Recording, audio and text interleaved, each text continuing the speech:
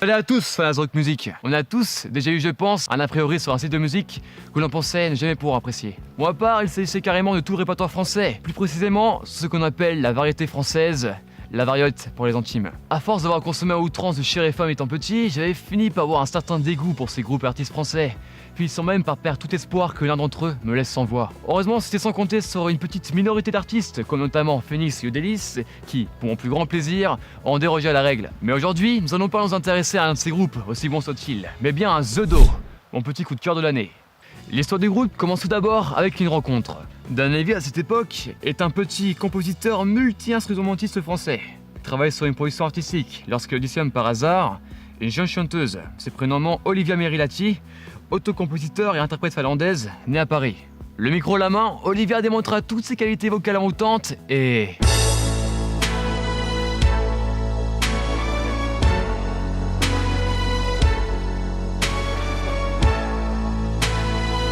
un coup de foudre artistique submergea complètement Dan, voire plus, mais ça, on y reviendra plus tard. Depuis cette rencontre, le groupe se vit tous les jours, partageant la même passion pour la musique, et composa de nombreuses musiques pour des projets annexes pendant quelques années.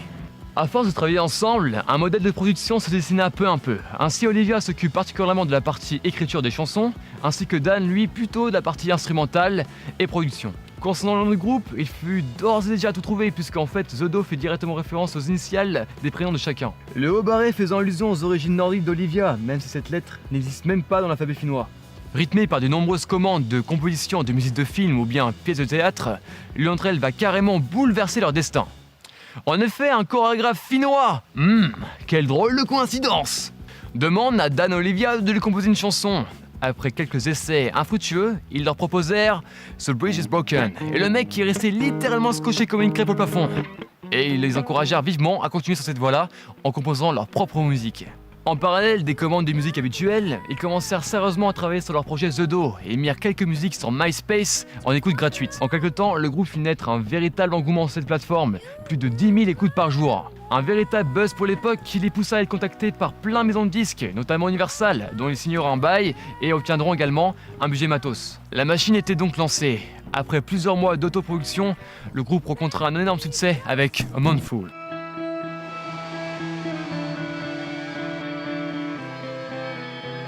Classé premier des ventes françaises dès la première semaine qui précède sa sortie, A Moonful est symbolisé par le succès international d'un marchand d'os, voire même catégorisé par cette seule et même musique, unique succès commercial de l'album. Personnellement, je n'ai pas un attachement particulier pour ce premier opus. Même sans le ressentir de suite, l'identité musicale du groupe se crée. Il y a plus la moitié des titres de l'album que je trouve plutôt entêtants. Certains titres ressortent un côté presque puéril, enfantin et cartoonesque, ce qui me plaît pas du tout.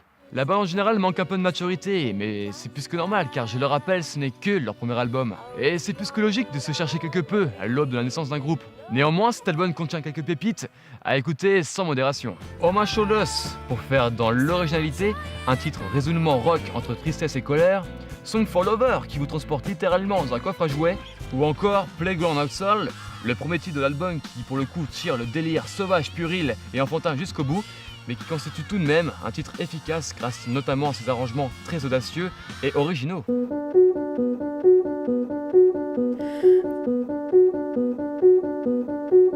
Both Upon Joe, sorti en 2011, est le deuxième album du duo franco-finlandais et ce veut être la suite logique du premier album. À l'occasion de sa création, le groupe se retranche directement dans le Luberon, là où ils resteront plusieurs mois, enfermés, tels des ermites. Le duo se dit à ce moment qu'il veut réellement se plonger dans le projet de The Do et répond par la négative à toute commande pour d'autres projets artistiques. En effet, ils ont encore une fois autoproduit leur album de A à Z sans aucune aide extérieure.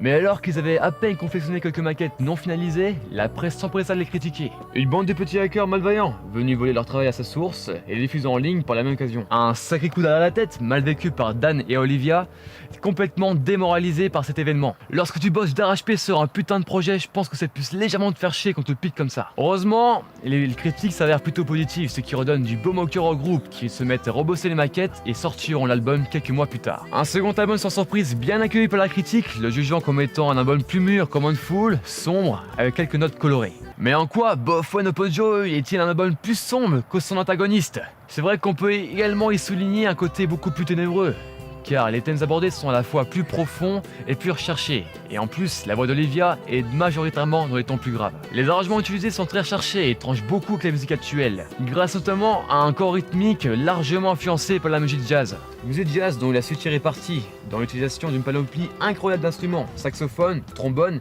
violon, vibraphone ou encore clavier. C'est aussi un opus à deux facettes. Outre le fait qu'on y remarque des clins d'œil évidents aux premiers albums, notamment dans la sonorité du titre The Calendar, et également le parallèle entre les deux pochettes. Boyfriend of a Joy détient en effet ce côté exotique et sauvage qui lui est propre. Le titre BWOJ et C++ m'évoque carrément un mélange entre un hymne guerrier et une sorte de musique prédisposée à appuyer des riffs de tribus oubliées. Ouais, je sais, je suis parti un peu loin là. En dehors de ça, on y trouve des musiques avec des structures plus conventionnelles, mais qui ne restent pas pour le moins originales, comme Too Insistent ou Gonna Be Sick. Bref, vous l'aurez compris, tous ces éléments mixés ensemble font que cet album est moins abordable comme Handful, et qui ne s'adresse pas du tout au grand public. Malgré qu'il soit à mon sens très bon, et je vous encourage vivement à l'écouter et à le dompter maintenant. Boyfriend of a Joy leur ouvre les portes de nombreuses frontières, encore à ce jour inexplorées à travers le monde. Et à l'issue de la tournée, ce duo ne ressortira avec un seul regret, ne pas s'être produit au Japon. Pays dont Olivia a l'attirance particulière.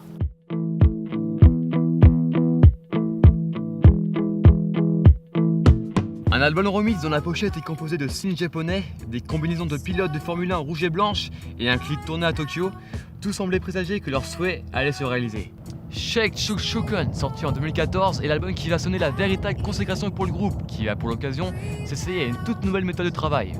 Le groupe garde son indépendance qui lui est propre, mais écarte tout type d'instruments traditionnels dont ils estiment avoir surexploité les possibilités afin de se concentrer sur des instruments type machine, boîte à rythme et autres synthés.